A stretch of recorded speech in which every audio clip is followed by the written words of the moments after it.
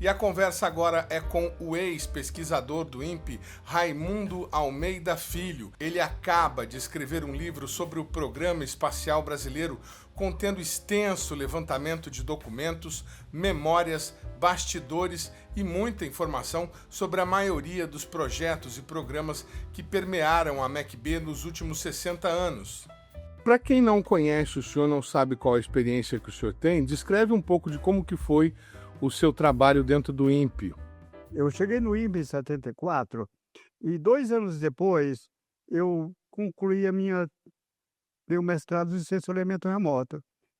Foi o mais rápido de toda a minha turma. Eu foquei sobre os controles das mineralizações de urânio em Poços de Caldas. E depois disso eu continuei em várias outras áreas, né. Fazia o controle da mineração de urânio em poços usando imagem de satélite. Imagem de satélite.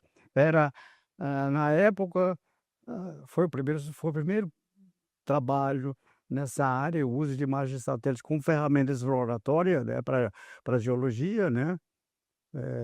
As imagens tinham sido lançadas, as primeiras imagens foram doi em 72, Era o Landsat na época. o Landsat 1, na época chamava ETSI-1, esse Resource Satellite.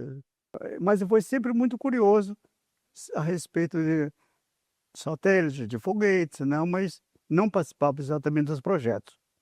A minha atuação era na área de levantamento de recursos naturais. Eu gostaria de esclarecer 2 coisas.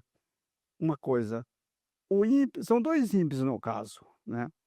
Há o INPE Tecnológico, Desenvolvimento de Satélites, e o INPE Estudo e Pesquisa. Esse é o meu INPE, não é o INPE de satélite. Eu nunca trabalhei na área de satélites, né. Então os projetos da área de pesquisa são projetos muito mais simples em termos orçamentários do que o projeto de um satélite, né. Os pesquisadores do IRIS se satisfazem com um projeto. Se conseguir um projeto de R$ 200.000, está ótimo, enquanto na área espacial você parte de US$ 100 milhões, né. Então é uma diferença muito grande. O senhor participou, por exemplo, do que hoje as pessoas conhecem como o Sistema de Monitoramento dos Biomas Brasileiros, que gerou o PRODES e o DT? Sim, desde o início eu também participei. A minha atividade principal no INPE foi na área de levantamento de recursos minerais e petrolíferos, mas eu colaborei também na área de na área de mapeamento, de desmatamento, e foquei muito no uso de imagem de radar, né, eh, avaliando o potencial desse novo tipo de informação para fazer mapeamento. Tenho vários artigos publicados em revistas internacionais sobre esse aspecto. O senhor trabalhava com recursos minerais e petrolíferos. O Isso. senhor pode detalhar alguma coisa? Que o senhor fez algum tipo de trabalho que identificava onde tinha petróleo no Brasil, por exemplo? É. Não existe nenhuma técnica que te diga: "Aqui tem petróleo, aqui não tem". Eh, o que você faz é uma abordagem que vai congregando, fechando para o espaço com a área de maior probabilidade de ocorrer. Então, a parte do sensoriamento remoto também é isso. A partir de uma área grande, congregando informações e chegar no foco de uma área com potencial. Esse é o trabalho.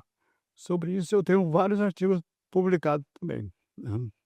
O interesse na área espacial não diminuiu após a aposentadoria e acabou sendo um motivador para a atividade de escritor. Eu sempre fui curioso, assim, dessa parte espacial. Desde que eu era criança, eu morava num lugarejo muito pobre do Brasil, onde não tinha energia elétrica, não tinha televisão, não chegava jornal, e eu acompanhava tudo pelo rádio, né. E eu acho que isso ficou guardado em mim. Quando me aposentei, eu fiquei mais ou menos sem chão, aí comecei a escrever sobre as atividades espaciais brasileiras sem nenhuma pretensão. não tinha pretensão de criar um livro. Mas à medida que o texto foi tomando corpo, eu comecei a achar que poderia ser interessante para algumas pessoas que leigos, que tivessem interesse no assunto e conhecessem o que estava acontecendo, o que aconteceu na área espacial brasileira.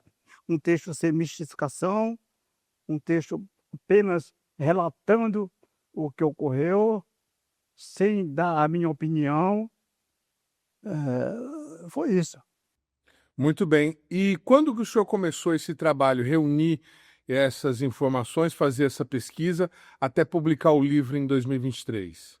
Assim que eu me aposentei do INPE em 2016, acho que no ano seguinte eu comecei a escrever, né, e comecei a fazer a pesquisa, uma pesquisa bibliográfica extensa, para fundamentar, eh, o que eu havia participado no INPE, conhecendo como estavam as atividades espaciais brasileiras, né.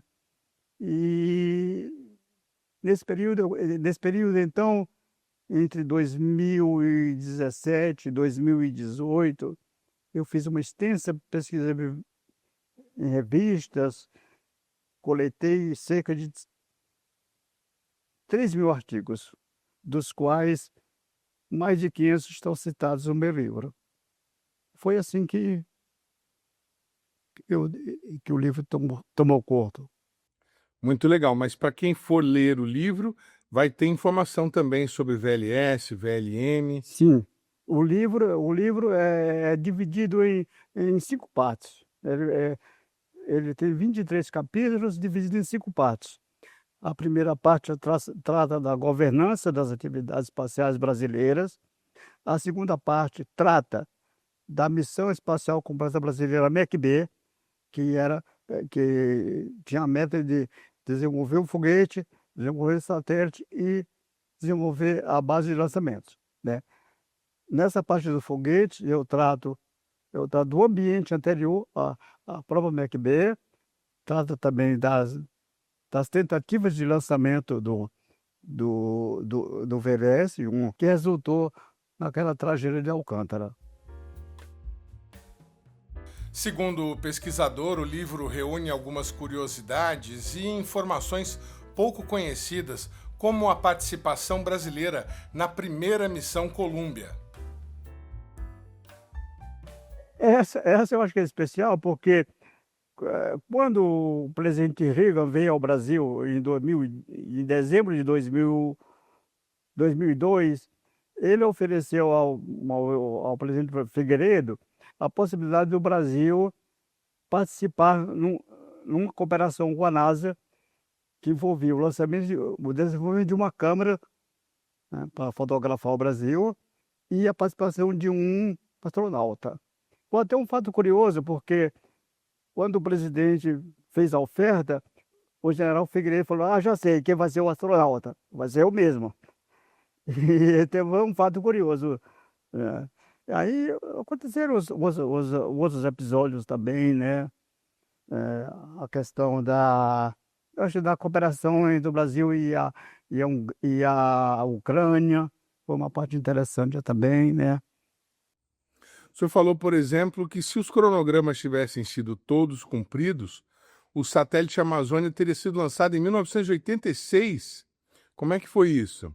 É, a previsão inicial da MEC-B era o desenvolvimento do VLS para lançar 2 satélites de coleta de dados em 1985, ou seja, 5 anos depois do projeto iniciado, e o primeiro satélite de sensoriamento remoto seria lançado no segundo semestre de 1986. Esse foi o cronograma inicial da MEC-B, da Missão Espacial Completa Brasileira, que teve início em 1980. Qual que é o capítulo que o senhor acha que deu mais trabalho para fazer?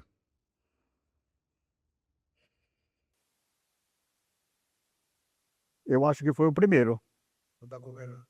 da governança, né. Por que o senhor acredita que tenha dado mais trabalho da governança? porque é um capítulo que vai de 1961 a 2023.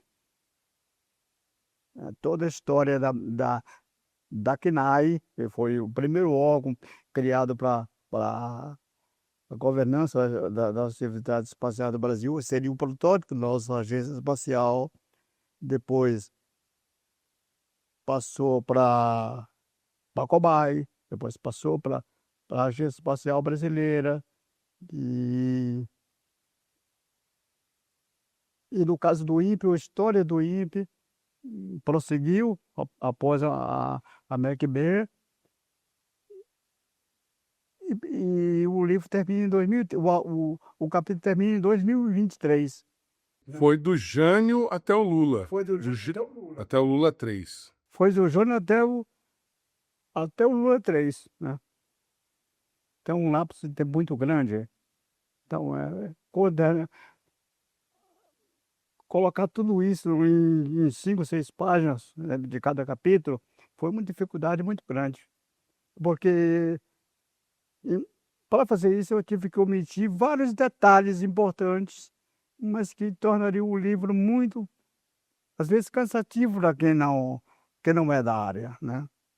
E a minha visão do livro foi qualquer pessoa, mesmo que não seja da área, entendesse o que está escrito. Não sei se eu consegui, espero que sim. Legal. E quem conseguir ler o livro todo vai ter uma noção do que está acontecendo com o programa espacial brasileiro hoje? Eu creio que sim, eu creio que sim. A ideia do livro não é estabelecer uma crítica do que se passou, mas apontar o que não deu certo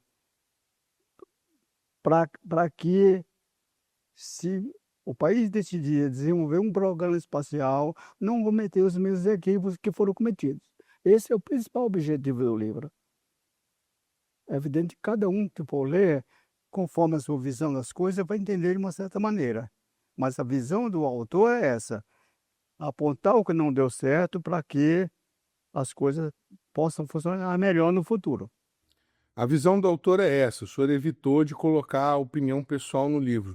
E qual que é a opinião pessoal do senhor sobre esse desenrolar aí longo de tempo em que o Brasil está tentando estabelecer uma política espacial? Isso é uma resposta complexa, porque são vários fatores envolvidos. São vários fatores envolvidos. Eu preferia, se eu fosse responder, eu daria uma resposta incompleta, porque são fatores de várias naturezas envolvidos, né? Normalmente as pessoas ficam em dois temas quando eu faço essa pergunta.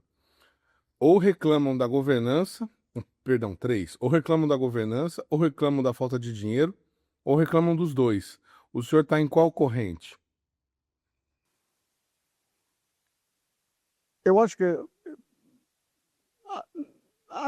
nas duas, né? Houve erros de governança, mas houve também orçamentos que não foram cumpridos, questões de contingenciamento. No meu livro eu mostro os investimentos. A média, a média dos investimentos tem um desvio padrão muito alto. Isso significa que houve quebras contínuas de valores aportados, o que dificulta o desenvolvimento de qualquer projeto. Contingenciamento, falta de recursos surge na última hora, tem que gastar toque de caixa, não aparece na hora certa. Tudo isso dificulta, não? Então, são vários fatores envolvidos, né? Bacana. E quem que fez essa ilustração da capa para o senhor? Essa foi a própria editora. A própria editora que fez. A editora qual é? A editora Viseu. E o livro está disponível para aquisição física e digital? Está disponível na forma analógica e digital, através da Amazon, né? Eu acredito que a parte digital tem outras empresas também.